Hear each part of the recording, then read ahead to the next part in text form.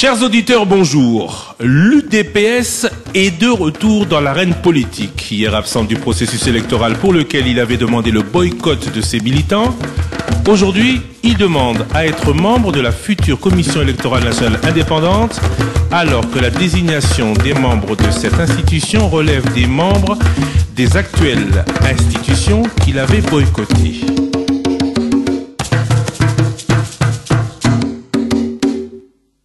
Certains accords semblaient avoir été pourtant conclus. Le président de l'UDPS, Étienne Tshisekedi, a même, à Bruxelles, où il réside depuis de longs mois, rencontré de ses pairs qui avaient promis ce qui leur semble aujourd'hui difficile à réaliser. Ce qui nous pousse à dire qu'avant même les grands débats publics, l'Union pour la démocratie et le progrès social revient dans l'arène dans des discussions à huis clos où il pourrait ne pas obtenir ce qu'il souhaite tant. Notre invité de ce jour est Alexis Moutanda, le secrétaire général de l'UDPS. Monsieur Alexis Moutanda, bonjour. Bonjour.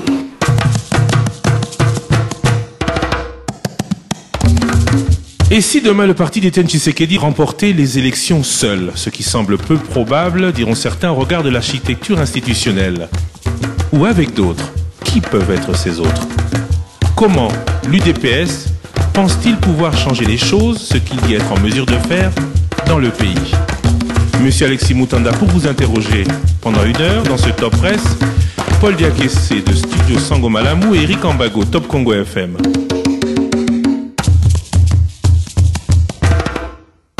Première question, au moment où Félix Tshisekedi, sur Top Congo FM cette semaine, semblait ne plus espérer en la désignation du délégué de votre parti, vous diffusez à Kinshasa un communiqué semblant dire que c'est un préalable à la tenue d'élections libres. Que se passe-t-il? Merci bien pour la question. Que se passe-t-il? Il se passe tout simplement ceci, c'est que je ne sais pas si jusqu'à présent quelqu'un a la décision finale de l'Assemblée nationale sur ce dossier. Et quelles que soient évidemment les conclusions ou les résultats des concertations au niveau de l'opposition parlementaire, il y aura quand même un moment donné où le résultat final va sortir. Et c'est pour cela que nous disons que nous attendons toujours ce résultat final, parce que jusqu'à nouvel ordre, je crois que c'est encore des spéculations, même au niveau, disons, des chefs de groupe de l'opposition parlementaire. Alors, nous avons tout simplement, par ce communiqué, je crois qu'il est suffisamment clair, rappelé que, contrairement à ce que vous venez d'affirmer tout à l'heure, ce n'est pas aujourd'hui que l'UDPS s'intéresse à être présent au bureau de la CENI. Et nous l'avons rappelé très clairement dans ce communiqué, où nous disons que nous avons commencé les démarches depuis le mois d'août, disons de 2009, lorsque nous sommes allés voir, disons, avec un collègue, disons, de l'opposition extra-parlementaire, nous sommes allés voir donc le président de l'Assemblée nationale, M. Bochab, et ensuite, où nous avons aussi, disons, remis notre mémorandum avec les arguments que l'UDPS avançait pour, disons, pour demander ce poste. Ensuite, nous sommes allés voir évidemment le président du Sénat lorsque le projet était en train d'être acheminé vers, disons, vers le Sénat. Et nous avons rappelé également, disons, toutes les personnalités à qui nous avons intéressé, spécialement, évidemment, les organisations qui financent le processus électoral dans notre pays, pour leur faire montrer tout simplement que, disons, si on veut avoir des élections effectivement crédibles et que la population, c'est-à-dire le peuple congolais, puisse avoir confiance dans ce processus, il est indispensable qu'un parti politique qui a l'histoire de l'UDPS, qui a le poids de l'UDPS et qui a évidemment milité pendant tant d'années pour la démocratisation de notre pays, et que ce parti, évidemment, on puisse en tenir compte, disons, puisque nous avions déjà pris l'option de participer à toutes les élections aussi bien les élections locales que les élections générales. Mais ce communiqué arrive au moment où Félix Tshisekedi, qui est responsable des relations extérieures de votre parti, déclare que c'est plus important. On sent que c'est un marché de dupes. On a eu des contacts avec des membres de l'opposition. Ils nous ont promis. Aujourd'hui, il a eu des propos très durs d'ailleurs. Aujourd'hui, l'UDPS n'en fait plus un préalable. On y va quand même et on gagnera malgré tout. Mais c'est tout à fait évident. Je crois que lorsque nous avons commencé à faire ces démarches, nous n'avons jamais affirmé que nous allions à 100% réussir notre démarche. Ce qu'il dit n'est pas contradictoire avec ce que nous avons avancé. C'est que le résultat peut être positif ou négatif. Mais à l'heure actuelle, je crois qu'en attendant que, disons, le verdict final arrive, nous sommes encore en train de penser que l'opposition parlementaire, disons, pourrait, disons, tenir compte évidemment du fait que la présence de l'UDPS dans cette commission, tout comme également, disons, les contacts que nous avons déjà eus avec eux, non seulement pour ce problème, mais également pour tant d'autres. Je peux vous assurer qu'il y a beaucoup de partis de l'opposition parlementaire comme de l'opposition extra-parlementaire qui ont déjà, disons, fait des avances en direction de l'UDPS pour voir de quelle manière on pourrait travailler ensemble. Je crois que vous l'avez dit également dans votre introduction. Pour gagner les élections, il faudra peut-être, disons, voir avec qui on pourrait travailler. Et même après avoir gagné les élections, vous savez très bien que notre Constitution exige que pour former le gouvernement, il faut avoir la majorité au Parlement. Et alors cette majorité ne pourrait s'obtenir que si, évidemment, nous avons des partenaires qui pensent comme nous, des partenaires qui sont acquis au changement et qui peuvent également penser comme nous et faire le travail comme nous souhaitons le faire. Est-ce que la participation de l'UDPS à cette commission électorale nationale indépendante est un préalable à sa participation au processus électoral? Je crois que dans mon communiqué, je ne l'ai pas dit. Je n'ai pas dit que nous conditionnons notre participation aux élections à cette présence dans la CENI. Nous avons tout simplement mis l'accent sur le fait que nous insistons pour que l'UDPS puisse être présente dans cette commission et pour des raisons évidemment que nous avons avancé depuis plusieurs mois. Paul Diakessé. Que tout le monde connaît déjà. Monsieur le secrétaire général, je pense qu'aujourd'hui vous regrettez le fait d'avoir refusé d'aller aux élections 2006 parce que vous auriez dû être un groupe parlementaire, vous n'avez pas quémander une place à la CENI. Est-ce que politiquement vous avez quand même ces regrets, monsieur le secrétaire général? On n'a absolument aucun regret sur ce point. Je dois tout simplement vous dire ceci, c'est que un parti politique, disons, qui est digne de foi et qui est digne de ce nom, doit pouvoir mener sa politique avec non seulement, disons, en regardant le présent, mais également en regardant l'avenir. Et en 2006, il est tout à fait évident que la situation du pays ou la situation, disons, de notre peuple n'était pas exactement le même qu'aujourd'hui. Les données aujourd'hui ont complètement changé et une des données qui ont changé, c'est tout simplement la maturité même de la population congolaise. Qu'est-ce que je veux dire par là? Je veux tout simplement dire ceci, c'est qu'en 2006, il y a beaucoup de gens qui croyaient que les élections allaient apporter la solution à leurs problèmes sociaux, à leurs problèmes, disons, de tout genre. Eh bien, aujourd'hui, questionner n'importe quelle personne dans la rue, même des femmes maraîchères, eh ben, elles vont vous dire que, disons, les élections de 2006, c'est tout simplement de la mascarade. C'était, disons, parce que les résultats qu'on vit aujourd'hui, que ce soit sur le plan sécuritaire, que ce soit sur le plan économique ou financier, que ce soit sur le plan social, eh ben, c'est un échec total. Donc si aujourd'hui la situation est tellement mauvaise et tellement négative, ce qui veut dire tout simplement que les élections de 2006, qui ont donné évidemment naissance à la situation que nous vivons aujourd'hui, eh ben, c'est tout à fait du raté. Donc ce qui veut dire que l'UDPS avait bien vu, hein, très clairement en 2006, que cette situation ou ces élections de 2006 allaient nous amener vers la catastrophe.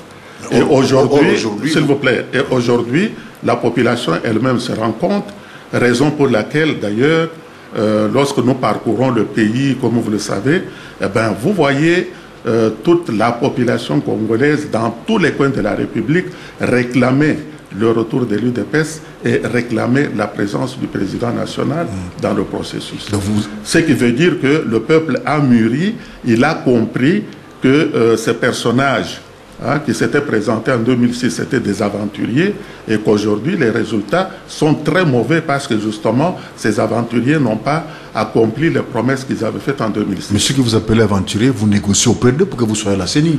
Oui, mais oui, parce qu'ils sont là. Mais écoutez, il ne faut pas me prendre, évidemment, vous me prenez au mot, c'est tout à fait normal. Mais je veux dire tout simplement que ce sont des personnes, si vous voulez, qui ont été élus, en qui le peuple avait mis confiance et qui l'a déçu complètement aujourd'hui. Donc cela ne veut pas dire que, puisqu'ils sont là, bien sûr, il est tout à fait évident qu'on puisse traiter avec eux. Vous êtes très longtemps dans l'UDPS et vous faites partie de ceux qui ont fait que ces partis puissent avoir le cursus qu'il a aujourd'hui. Mais est-ce que vous n'êtes pas gêné du l'UDPS, ces grands partis qui sont aujourd'hui en train de quémander une place à la CENI auprès des petits partis, mais auprès des partis qui sont nés peut-être plusieurs années après lui? Et ça ne vous gêne pas, M. le secrétaire général?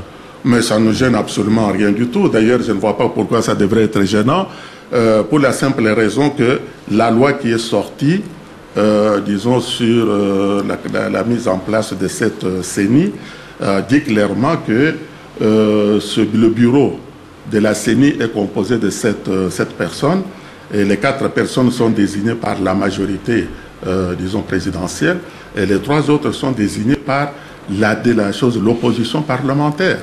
Et étant donné évidemment que nous sommes de l'opposition, même si nous ne sommes pas au Parlement, il est tout à fait évident que nous espérons parmi ces 3 postes qu'un poste puisse être réservé à l'UDPS. Mais quand on parle opposition... Et alors, dans ces conditions, on s'adresse évidemment à nos partenaires qui sont au Parlement. Mais quand on parle opposition parlementaire, vous n'en êtes pas.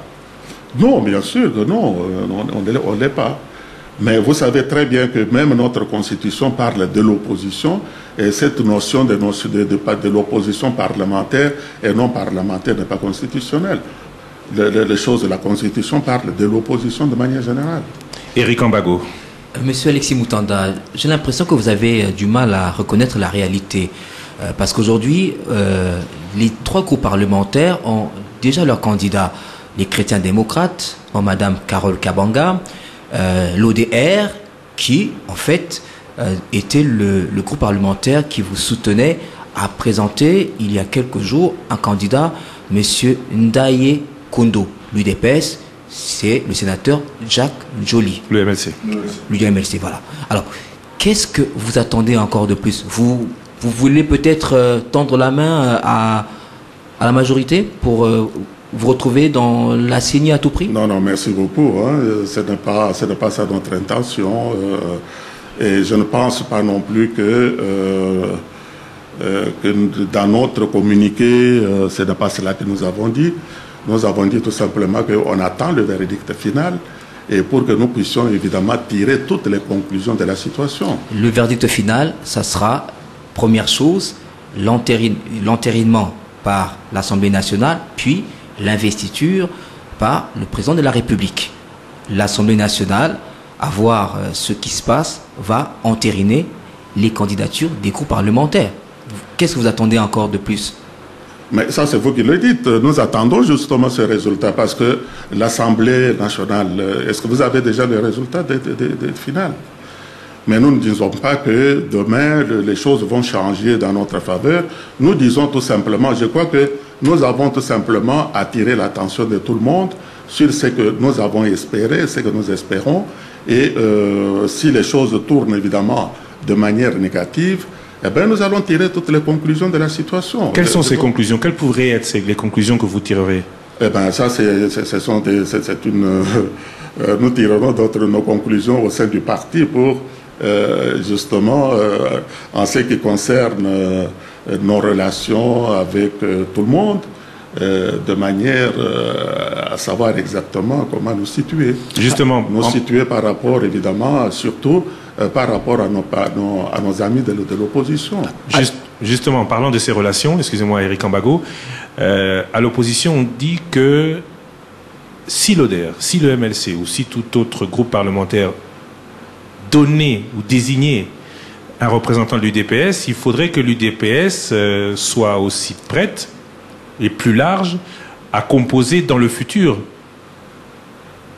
avec celui qui aura désigné son délégué. Or, à l'opposition, on dit que l'UDPS semble venir comme si tout lui était dû, n'étant ou ne semblant prête à aucune concession ou même à aucun accord avec le groupe parlementaire qui lui aura fait cette passe, on va dire.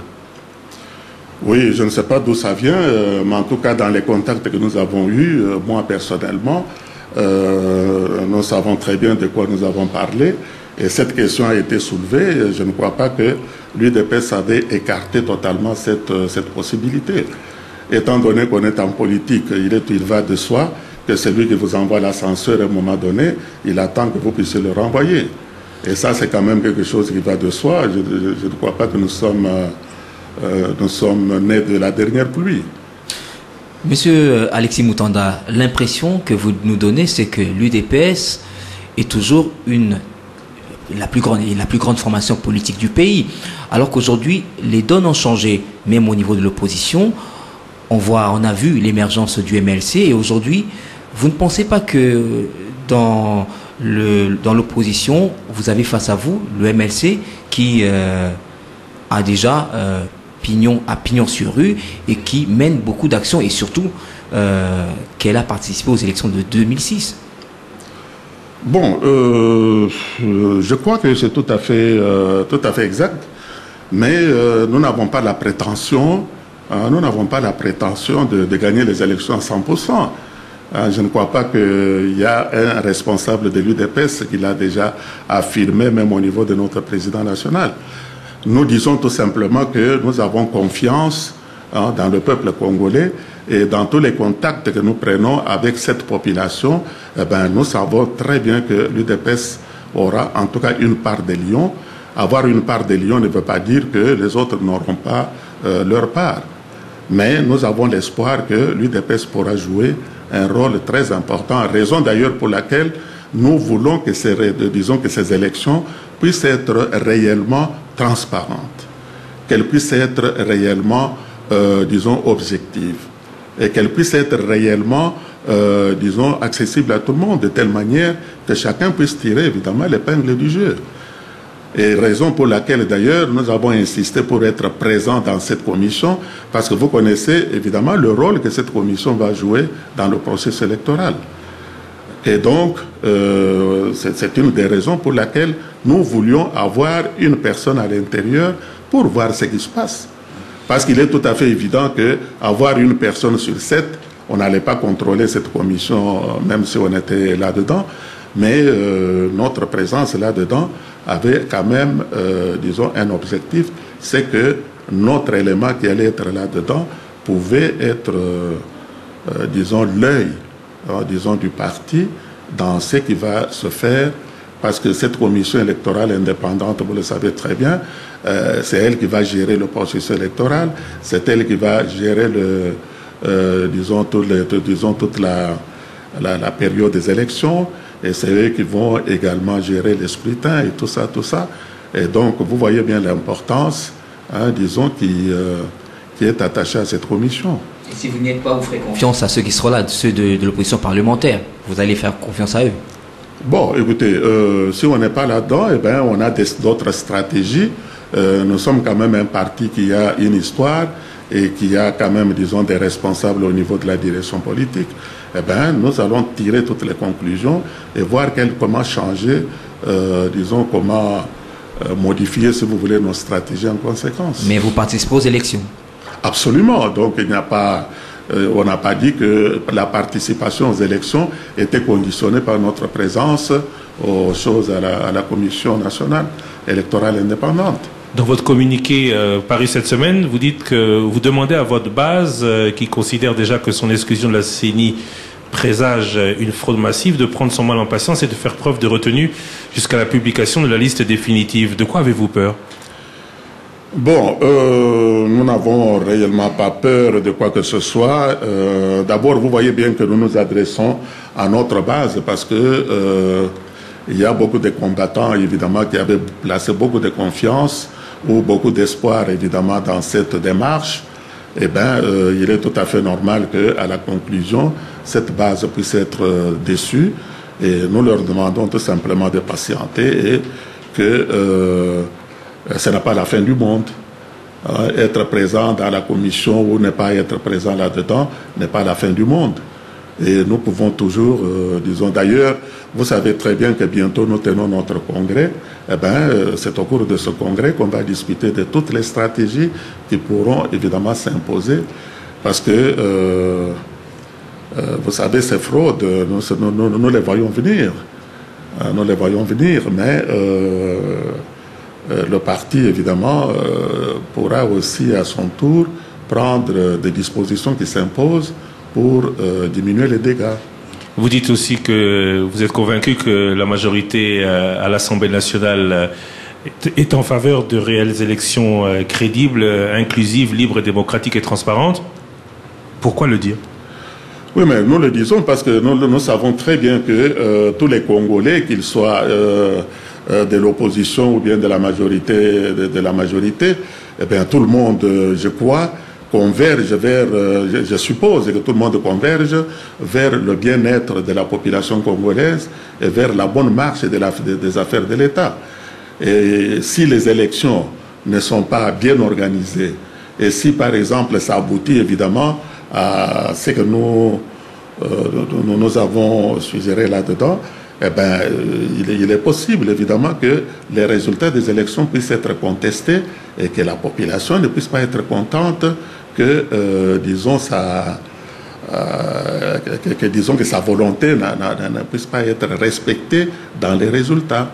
Et alors, vous voyez vous-même ce qui peut arriver, évidemment, avec une population qui ne serait pas tout à fait d'accord avec sa volonté. Vous dites maintenant que tout le monde converge vers un meilleur Congo demain, y compris ce que vous qualifiez d'aventurier il y a une quinzaine de minutes? Oui, absolument, parce qu'un Congolais, à moins que ça soit vraiment, disons, un monstre, mais un Congolais d'ailleurs qui vit ce que nous vivons aujourd'hui, je ne sais pas s'il y a est-ce que vous avez déjà vu même que les gens du pouvoir aller à la télévision et dire que ils sont très contents de la situation telle qu'elle se passe aujourd'hui? Il n'y a personne, tout le monde vous dira oui, ça va très bien, ou nous allons faire ceci, nous allons faire cela. Donc ça veut dire que quelque part, on sent très bien dans sa conscience que ça ne marche pas très bien et qu'on n'est pas d'accord avec, disons, cette situation qui n'est pas bonne. Paul Diakessé. Voilà, je change un peu de registre, monsieur le secrétaire général. J'aimerais un peu parler de vous et de l'UDPS. J'ai trois petites préoccupations. Quand vous dites UDPS, de quel UDPS parlez-vous? De l'UDPS de Jacques Matanda, ou de l'UDPS Belchika, ou de l'UDPS Tshisekedi? Quel en fait UDPS? De quel UDPS parlez-vous? Bon, je vous envoie tout simplement au ministère de l'Intérieur, là où l'UDPS a été enregistré. Et alors, vous me direz si ils ont enregistré une UDPS qui s'appelle UDPS Matanda ou une UDPS Belchika. Parce que c'est là où se trouvent, disons, les choses, tous les partis sont enregistrés. Alors, ce que vous avancez là-bas, je ne sais pas d'où ça vient. UDPS Matanda, c'est enregistré où? Quelque part? Est-ce que vous avez une idée de là où c'est enregistré? Ou bien une UDPS Belchika, vous l'avez déjà trouvé quelque part? Non, mais ça c'est pour dire qu'il y a évidemment, c'est pour tout simplement dire que, bon, vous êtes des journalistes, je comprends, et que vous lisez ces choses dans les journaux, et tout ça. Et il y a beaucoup d'amalgames. Même dans votre journal aussi, allez-y. Oui, même dans mon journal aussi. Même mon journal aussi, il y a des journalistes qui donnent peut-être leur point de vue et tout cela, mais je ne crois pas qu'on puisse dire aujourd'hui qu'il y a une UDPS Belchika ou une UDPS Matanda, non. c'est tout simplement des gens qui veulent simplement créer de la confusion. Il n'y a qu'une seule UDPS et vous pouvez aller au ministère de l'Intérieur, là où se trouvent enregistrés tous les partis politiques, et vous verrez le nom de cette UDPS apparaître. Mais pourquoi vous êtes incapable de vous mettre ensemble, tous ceux qui vous êtes de l'UDPS, et comment comptez-vous diriger le pays quand vous êtes incapable de vous mettre tous ensemble? Oui, vous savez, ça c'est une question très complexe, hein, se mettre ensemble. Merci beaucoup. Mais ce que vous devez savoir, c'est que dans toute organisation humaine, hein, je ne sais pas s'il y a un parti politique, même dans notre pays, hein, que ce soit au PPRD ou au PALU, où vous trouverez évidemment une unanimité. Même dans les partis uniques comme le MPR, je crois qu'il y avait quand même toujours des voix discordantes. Raison pour laquelle d'ailleurs Mobutu n'était pas très content de certaines personnes, parce que justement ils manifestaient ou ils avaient une manière de voir qui ne concordait pas avec la manière de voir du chef.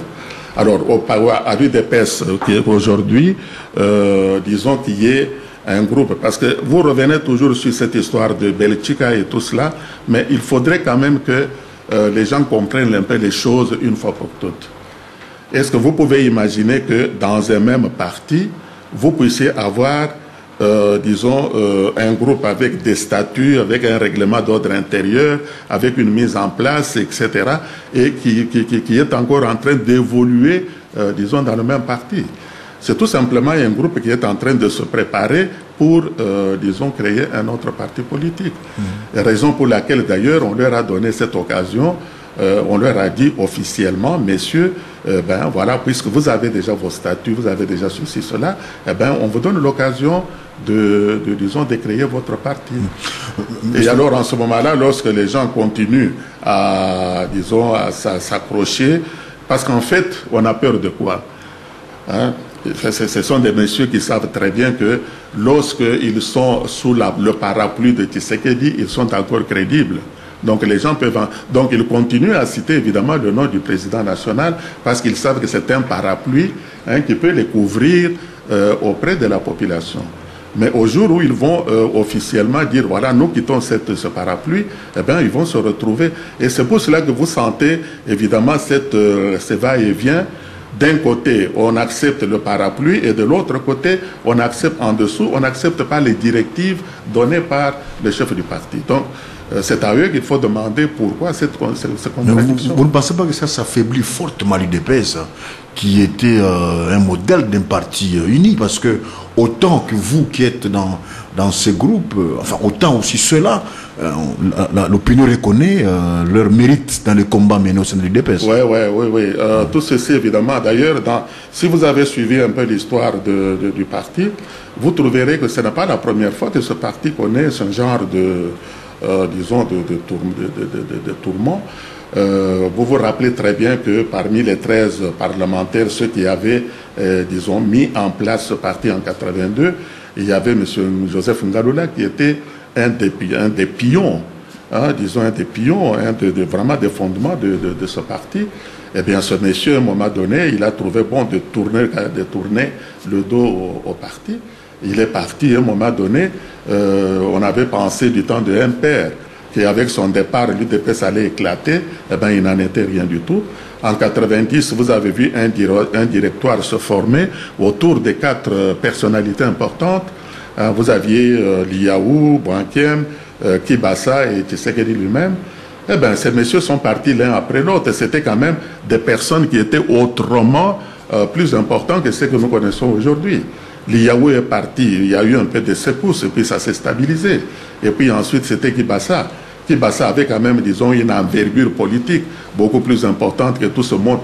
Matanda, vous parlez de Matanda. Matanda, d'abord, depuis quand il est dans le parti et depuis quand il est membre du parti. Et on va même lui accorder le mérite d'avoir eu UDPS Matanda et tout ça. Ça, c'est tout vraiment faire de l'amalgame.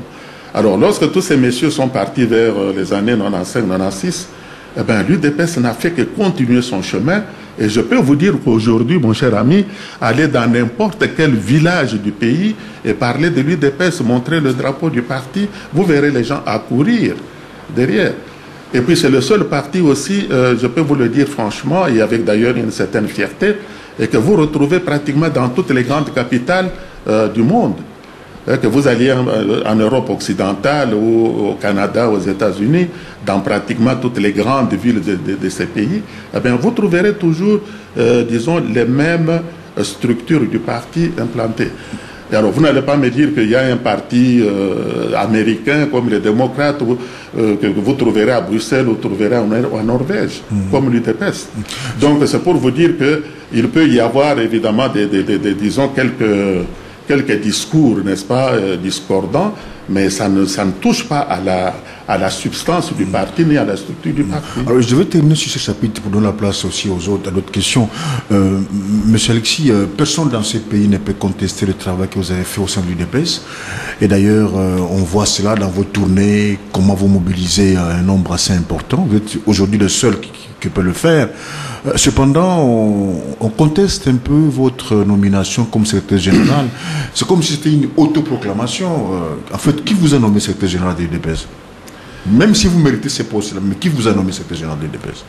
Eh ben, je pourrais même vous retourner la question. Avant moi, il y avait monsieur Rémy Massamba. Et Rémy Massamba a été nommé par qui?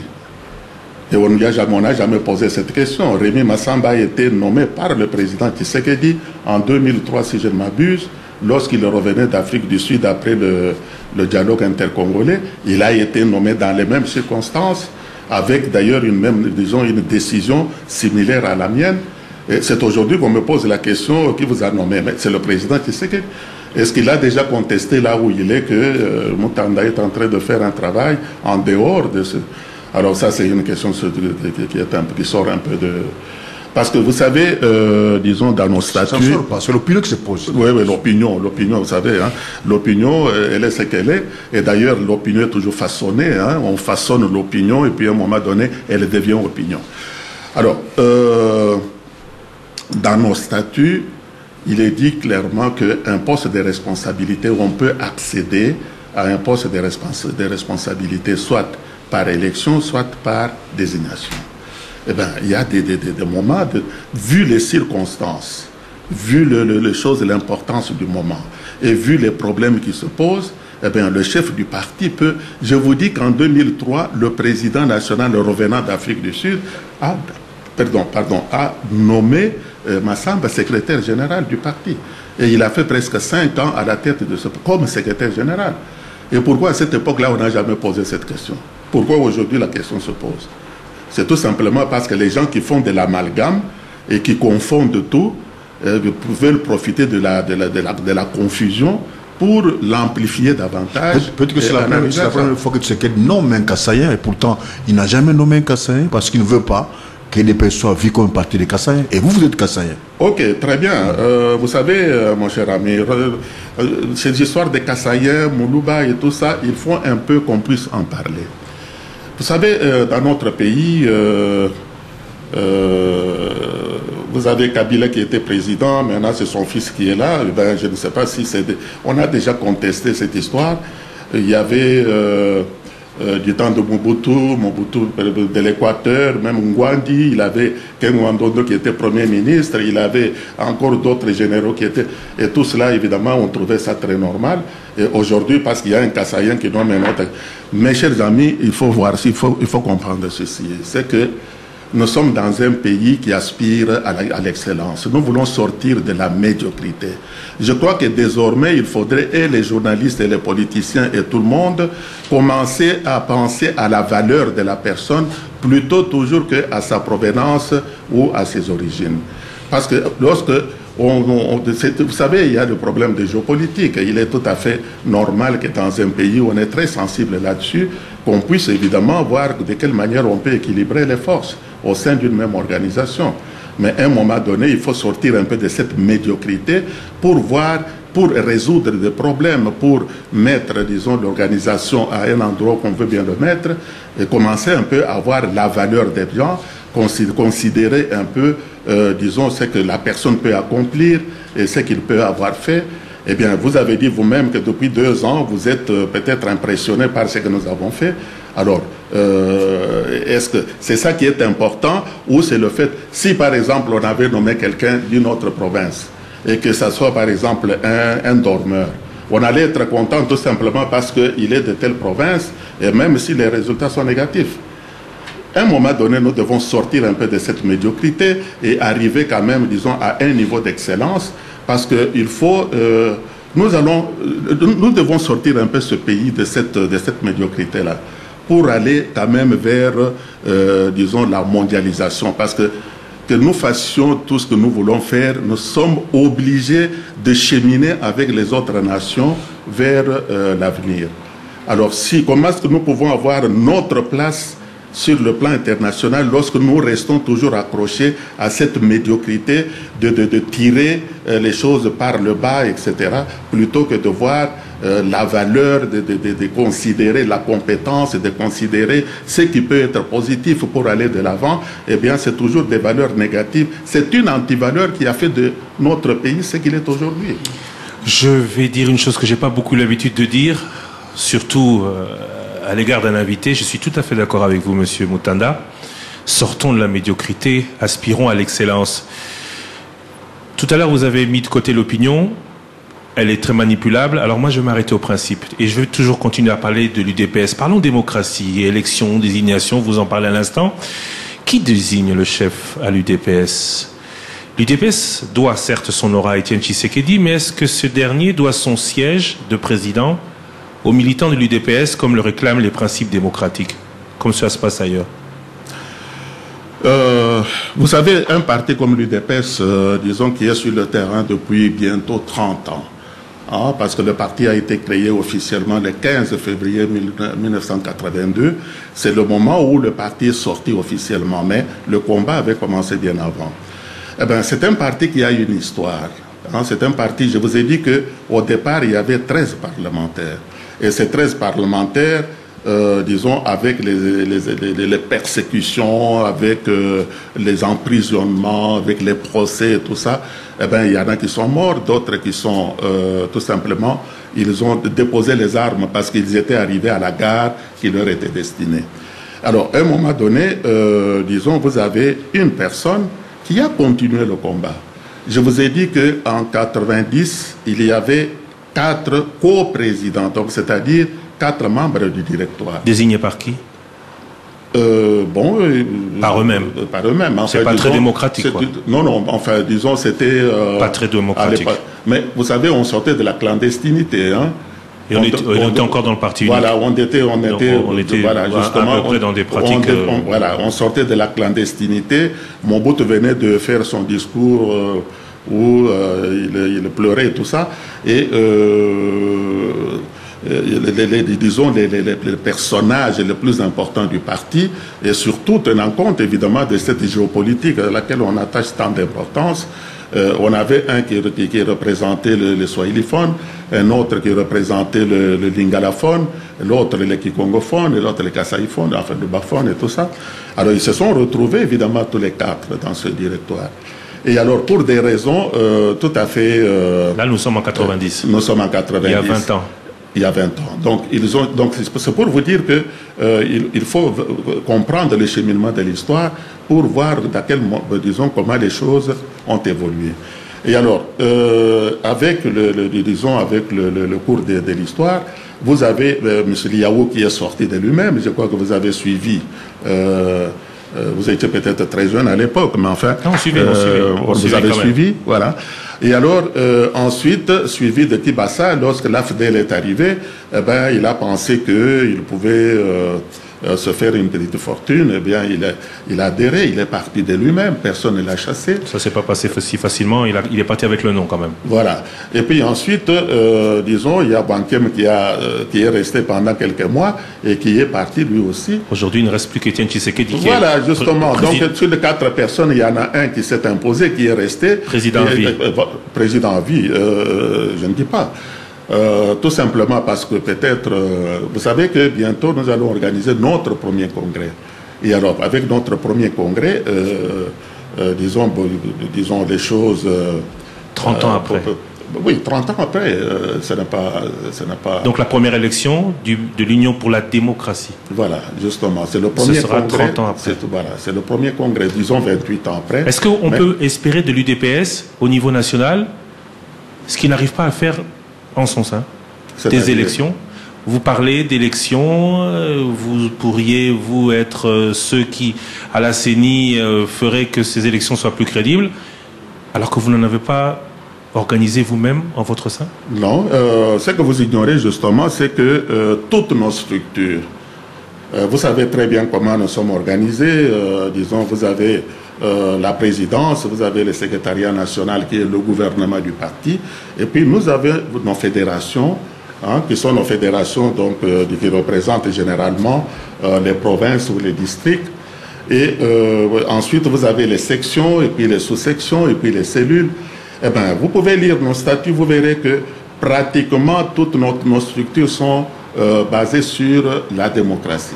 C'est-à-dire les présidents fédéraux sont élus par tel et tel groupe, les présidents sectionnaires, donc les présidents exécutifs des sections sont élus par tel et tel, etc. Donc dans toute la ligne verticale, eh bien, vous avez à chaque échelle ou à chaque échelon, disons, une structure avec sa, si vous voulez, son mécanisme, disons, d'élection. Donc, ce qui veut dire que depuis que nous existons, eh ben, nous essayons évidemment de former nos combattants et nos cadres à être habitués. Mais ce n'est pas toujours facile, bien sûr, parce que tout ce que vous apprenez comme dissension interne et tout ça, ça provient toujours... C'est peut-être aussi parce qu'on n'a jamais procédé à les élections dans toutes les structures, non? Non, toutes les structures. Parce que ça leur a des élections à la présidence, par exemple. Ouais. Aujourd'hui, on pourrait s'interroger sur la légitimité même d'Étienne Tshisekedi. Et la question a été longtemps posée, notamment quand il était malade à Bruxelles. Oui. On a même douté des décisions qu'il a prises au sein du DPS, c'est ce qui vaut d'ailleurs à votre parti sa dernière session. Oui. L'élection, la légitimité démocratique eût été la solution idéal, surtout au parti qui se veut ou qui se dit le plus démocrate du Congo. Oui, mais je vous ai dit que dans nos structures, donc du moins, disons sur le plan des statuts, vous avez la présidence, vous avez le comité national, vous avez le secrétariat national et puis vous avez les fédérations. Eh bien, disons dans la ligne, si vous voulez, dans la ligne du pouvoir, vous avez le président national, vous avez, lorsque le comité national, bien sûr, était en vigueur, eh bien, vous avez le président du comité national et vous avez alors le secrétariat national, qui est le gouvernement du parti. Et donc ça, c'est évidemment c'est un peu comme dans le pays, si on dit qu'il y a, disons, le chef de l'État et puis le président du Sénat. Donc il y a cette structure et on sait très bien que s'il arrive au président ceci, eh ben, c'est lui qui pourrait, c'est cela, etc. Donc ça, c'est des choses qui étaient prévues et qui sont prévues dans les statuts. Donc il n'est pas dit que... sauf que, évidemment, le comité national, par exemple, le comité national, il avait un mandat bien déterminé de 5 ans. Et le 5 décembre, si je ne m'abuse, le 15 décembre de l'année passée, eh ben, le 14 décembre, ce comité national arrivait à la fin de son mandat. Ce qui veut dire que même son bureau, évidemment, arrivait fin mandat. Et maintenant, nous attendons le Congrès pour que les nouvelles structures puissent être mises en place. Éric Ambago. Monsieur Alexis Moutanda, des toutes petites questions. La première, est-ce qu'aujourd'hui, vous êtes conscient que le MLC vous a carrément damé le pion à Kinshasa? Damé le pion dans quel sens? En termes de popularité. Ah. Et vous avez, disons... un appareil pour mesurer ce taux de popularité. En tout cas, on peut savoir ce que le MLC a recueilli comme voix en 2006. Oui. Vous, depuis toujours, aucun chiffre. Oui, d'accord, mais vous, là-dessus, vous ne pouvez pas tirer comme conclusion. Je crois qu'il y a un dernier sondage qui est sorti dans les journaux. Bon, vous savez, ces sondages, ils valent ce qu'ils valent. Mais je crois que c'est toujours indicatif à un certain niveau.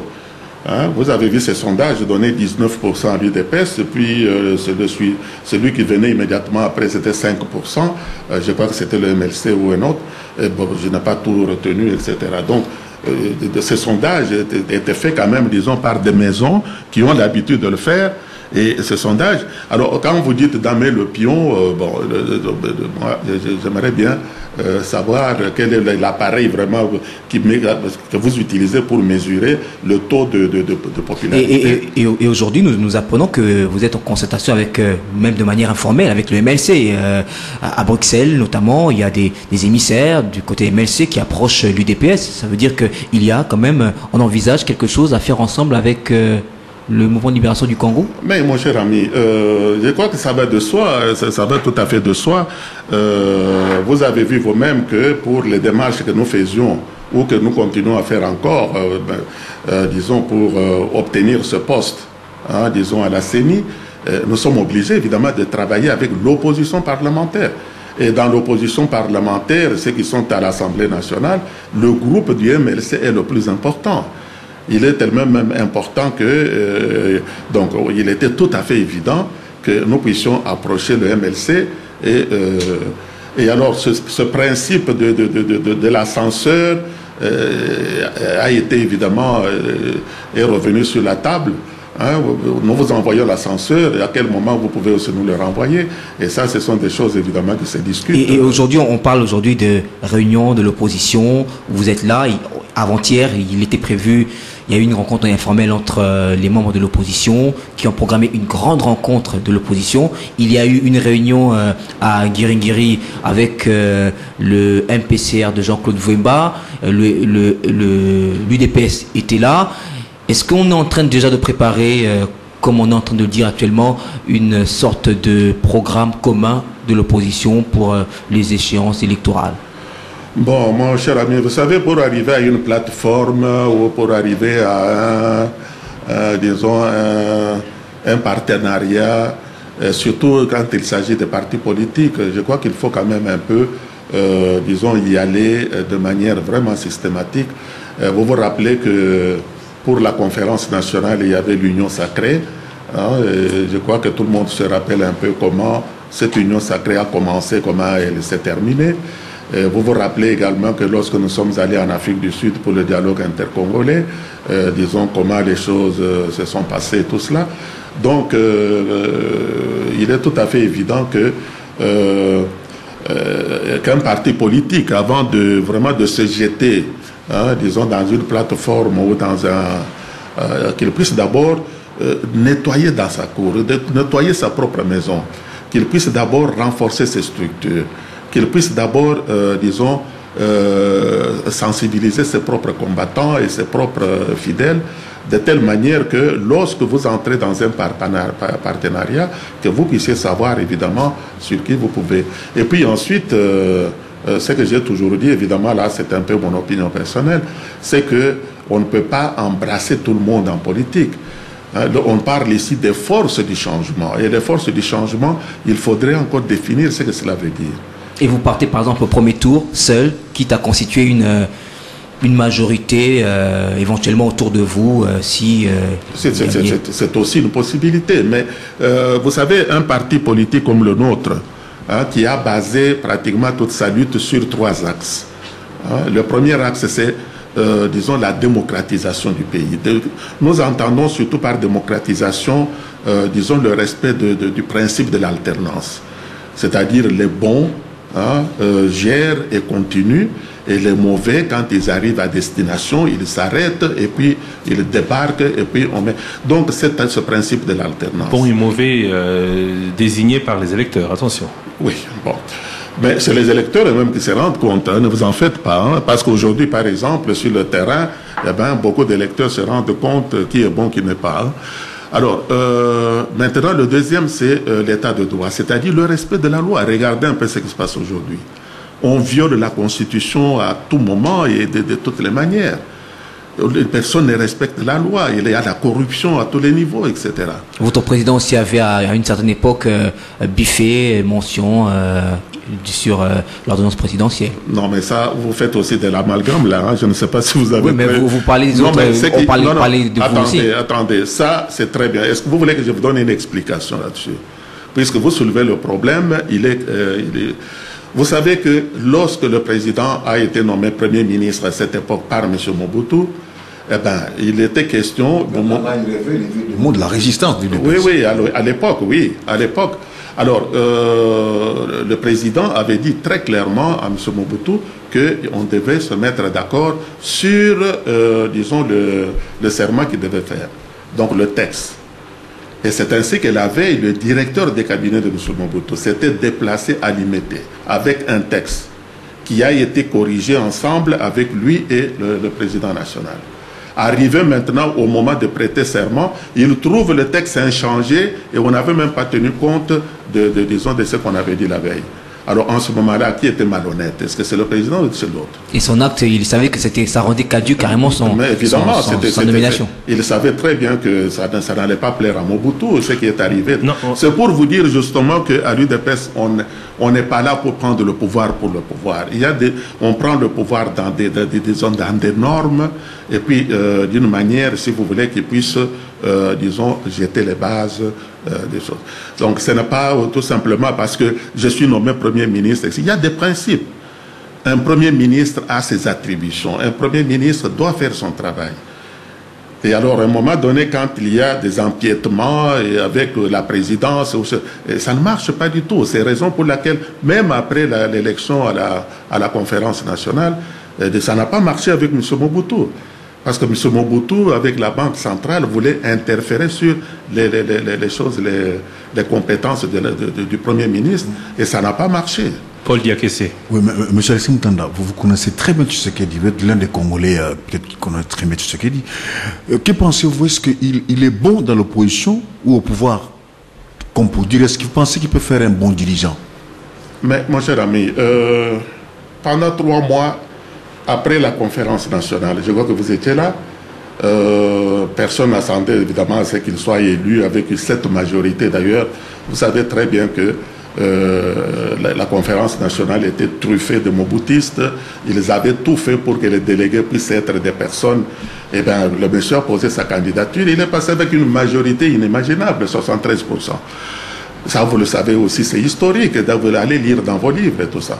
Alors, lorsque il est arrivé à la primature, il ne s'est même pas passé une semaine avant que les prix sur le marché et les taux d'échange avaient complètement... Et je vous assure que même à l'intérieur où nous allons, on était en Mouéka, j'ai posé la question aux gens s'ils avaient vécu cet événement-là. Oui, ils ont vécu ça. Non, ça c'est une question de confiance, c'est pas l'action de Tianchi. Non. Mais c'était, voilà, confiance à qui? À cet homme-là. Parce que c'est lui seul. Est-ce que vous pouvez me donner l'exemple d'un autre Premier ministre? Parce que je reviens à la question justement de Paul Diakessé. La confiance, il l'a du peuple. Voilà. Mais le peuple ne l'a jamais vu à l'action. La question de Paul Diakessé est, est-ce que M. Etienne Tshisekedi, dont on fait confiance quand il est dans l'opposition, peut changer les choses une fois au pouvoir? Est-il mieux à l'opposition ou au pouvoir?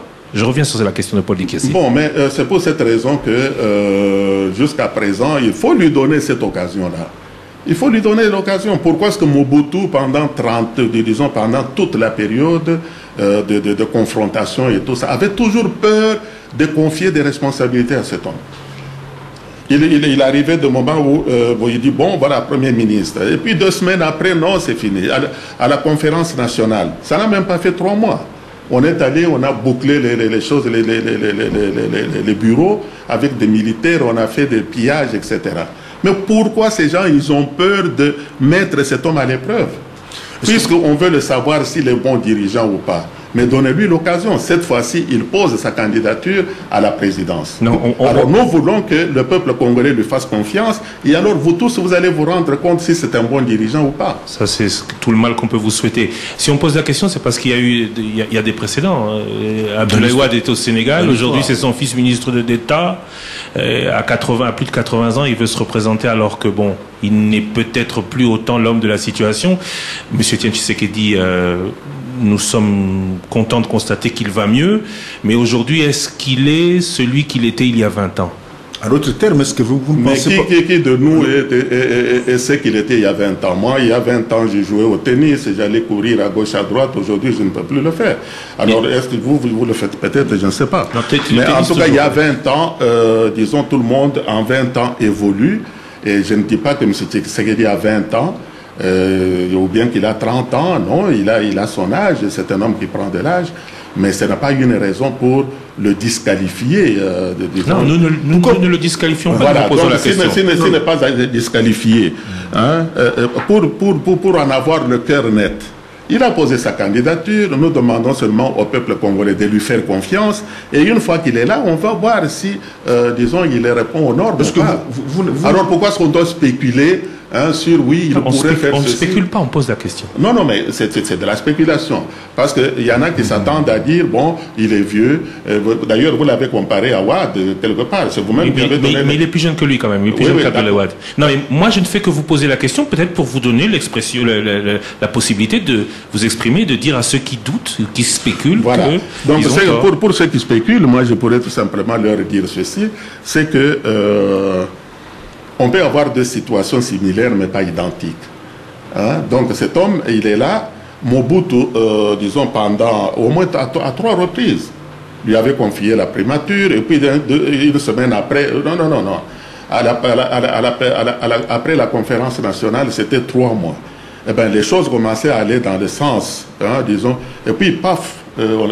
Alors, tout ce qu'on veut aujourd'hui, c'est que si le peuple congolais veut réellement savoir ce que c'est cet homme, eh bien, puisqu'il a posé sa candidature, eh bien, on n'a qu'à lui faire confiance, et puis on le met là-bas, et puis on va voir, disons, de quoi ou de quel bois il se chauffe. Tout à l'heure, une question qui n'a pas trouvé beaucoup de développement. Vous dites que l'UDPS, avant les élections, ne peut pas embrasser tout le monde. Il y a des partis avec lesquels l'UDPS ne peut pas faire alliance.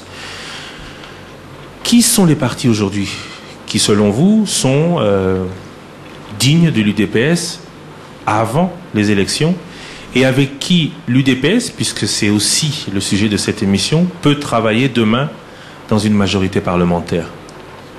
Oui, merci beaucoup pour la question, mais vous vous attendez quand même parce que je vous donne la liste de tous ces partis. Je peux vous en citer quelques-uns, vous me dites oui, non? Non, merci. Je crois que pour le moment, nous étudions la question et je vous ai dit clairement que notre constitution aujourd'hui est telle que lorsque même vous gagnez les élections, à moins que vous ayez évidemment la majorité absolue, mais lorsque vous n'avez pas la majorité absolue, vous êtes obligé, hein, disons, de composer avec certains partis pour former justement cette majorité. Et alors, à ce moment-là, il est évident que quand on a lutté pendant 30 ans et qu'on a mené un combat pour des objectifs bien déterminés, et lorsque vous vous associez avec les gens, il faudrait quand même que les gens avec qui vous vous associez puissent aussi avoir la même direction et la même vision de la chose publique. Mais ça, c'est l'électeur qui va voter. Vous, demain, vous êtes en majorité uniquement avec le PPRD, vous y allez?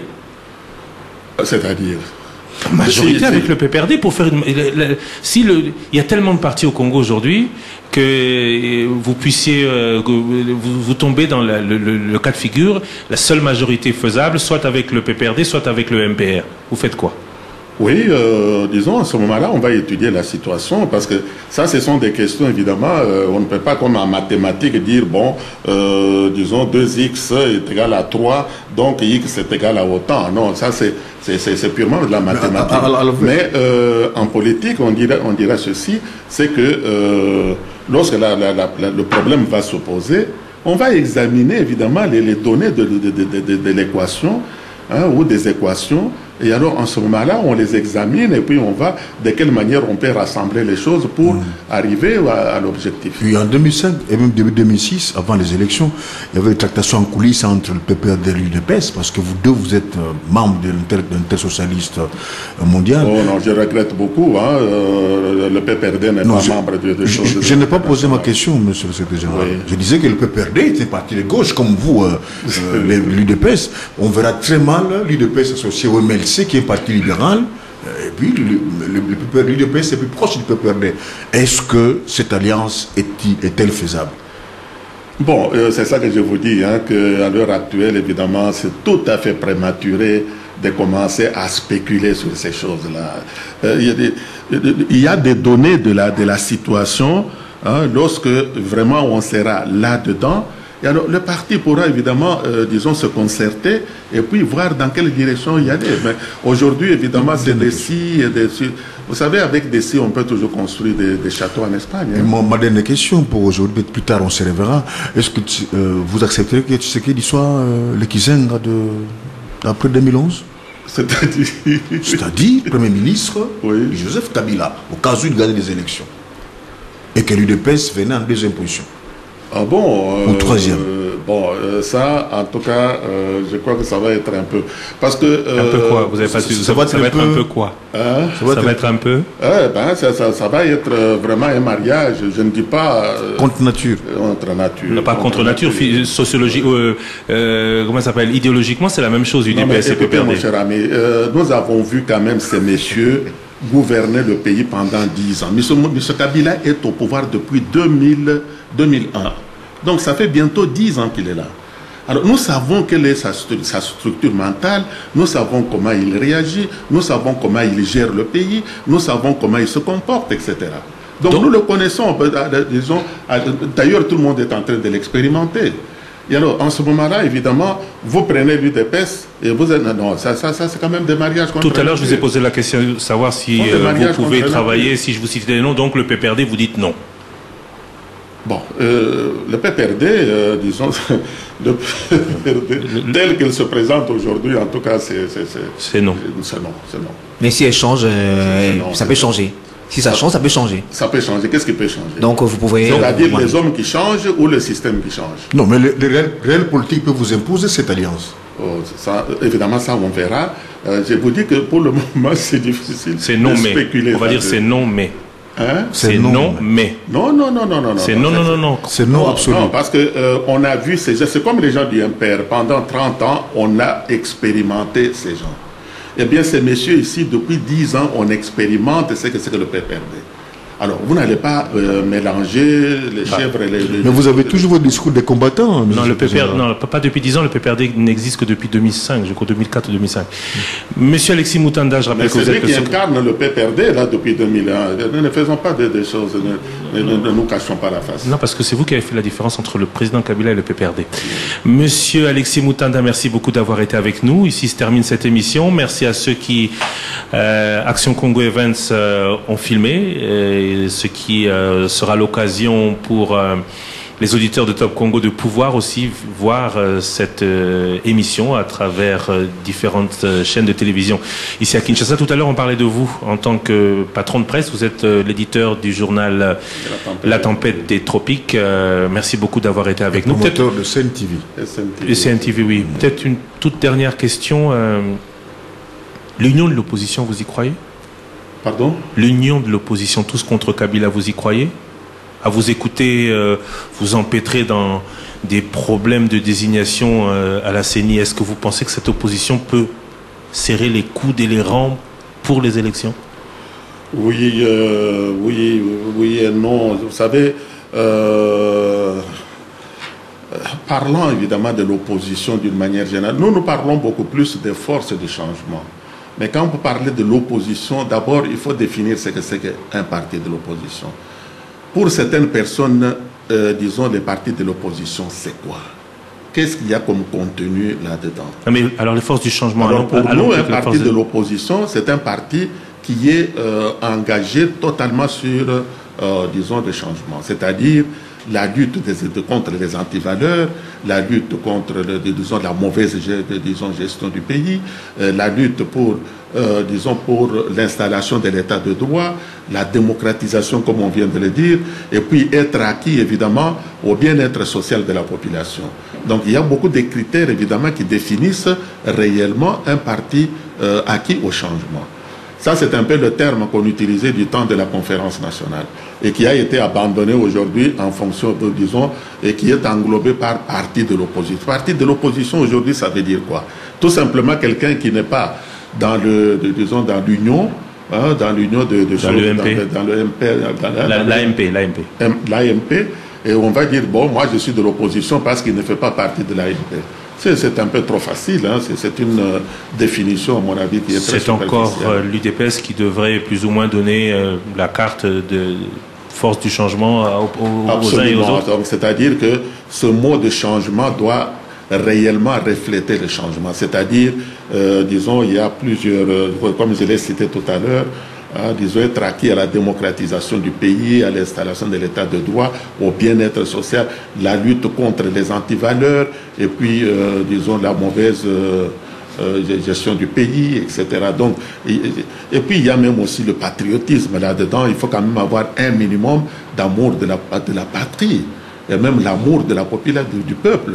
Vous êtes élu quand même par des gens et puis après vous leur tournez le dos et même vous arrivez à les persécuter comme on les persécute aujourd'hui. Donc ça, ce n'est pas ça. Et puis être de l'opposition, c'est-à-dire pendant la journée vous faites des déclarations et puis la nuit on vous voit en train de courir derrière les choses, les gens et tout ça. C'est une expression qu'on entendait déjà il y a longtemps là. Exactement. Badolite, certains y allaient la nuit. Monsieur Alexis Moutanda, merci beaucoup d'avoir été avec nous. Merci à Eric Ambago de Top Congo FM et Paul Diakiese. Prochain rendez-vous avec le Top Presse la semaine prochaine, 14h après les infos, émission en rediffusion ce dimanche à partir de 20h.